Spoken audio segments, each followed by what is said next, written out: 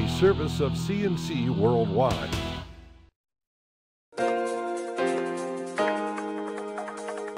CNC Daily is a service of CNC and Jib Jab greetings. I'm Bud Lowell. Your full AccuWeather forecast is always on top on your CNC local page.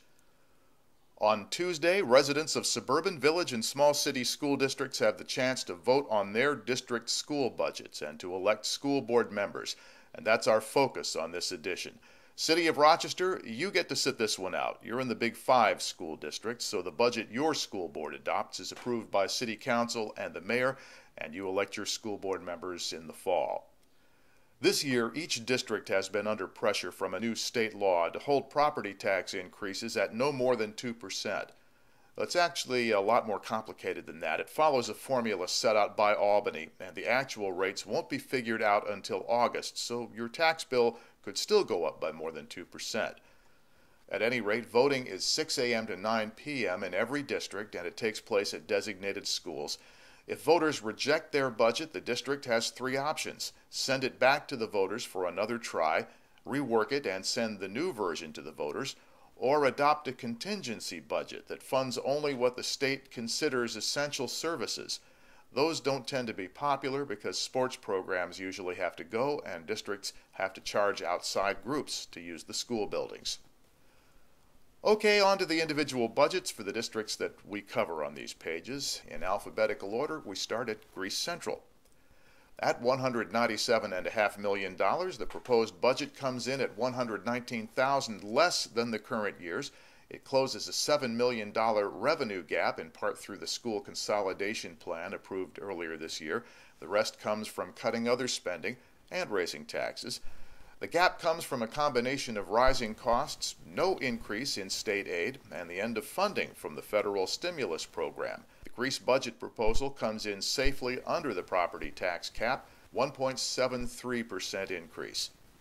Every department, including administration, will see cuts in this budget, from staffing down to less money for emergencies.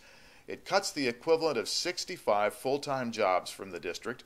29 of those are teaching or instructional positions.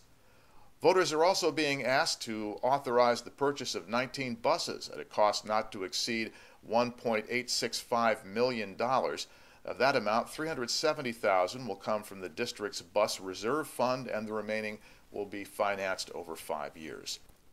Greece residents, you vote at your elementary schools.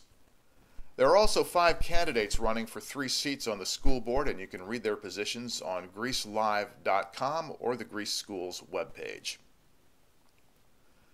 On to East Arundequoit. You're voting for a budget that's actually less than the current year's. The total budgeted amount, about $68.5 million, a cut of $1.2 million from the current budget.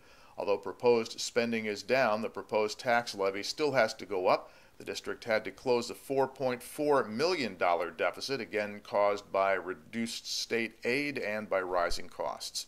Even after cutting administrative program and capital spending and applying $2.8 million in reserves, the district needs to raise $744,400 more in property tax revenue for the next year than it does this year. You vote at East Ridge High School. You can read more on the web here. And you have 4 candidates running for 3 available seats on the East Arundequoit Board of Education. In order according to ballot position, they are Kimberly Kane, Doreen Swan, Douglas Spolina, and Richard Chechi. You can see the district's Meet the Candidates night online and learn what they're all about. Residents of the West Arundequoit School District have the opportunity to vote Tuesday on a $66,660,000 school budget. West Arundequoit voters should go to the Arundequoit High School Music Room to cast their ballots. The proposed budget is the same dollar amount as this year's budget. The district says it was able to deal with rising costs by imposing cost-cutting measures in other areas, keeping total expenditures the same while maintaining all current programs. A lot of the savings come through personnel reductions. The district has declining enrollment, so it decided to cut 18 employees for next year through attrition and layoffs. Coaching staff is being reduced. Superintendent Crane is taking a salary freeze.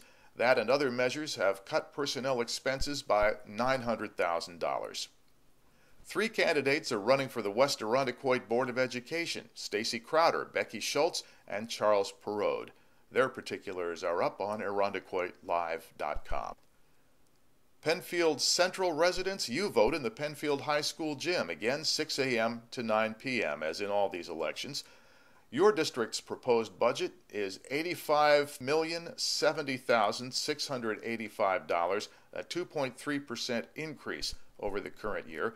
They've held the estimated tax increase to just 1.2% by using $2.5 million from the district's reserves and fund balance. There are 3 open seats on the school board and 3 candidates trying to fill them: Catherine Dean, Carol Nasra, and Stephen Zalora. Their particulars are on the district's webpage. And that brings us finally to Webster Central. Your budget proposal is $143,574,945. That's an increase of 2.13%, or just less than $3 million. The estimated tax rate for Webster, 1.92%. That means a $150,000 home would pay about $54 a year more. There are 2 candidates for 2 school board seats, Fritz Killian and Suzanne Casey. You can read their positions at the link on the screen. Voting is at Webster Schroeder High School, 875 Ridge Road. And of course, we'll have more on this Wednesday when all the results are in. On this page, you can find links to these and other stories. At the bottom, links you can use to post your own news updates, sports, and salutes directly to the pages. Next news as it happens, updates when necessary. I'm Bud Lowell, CNC News.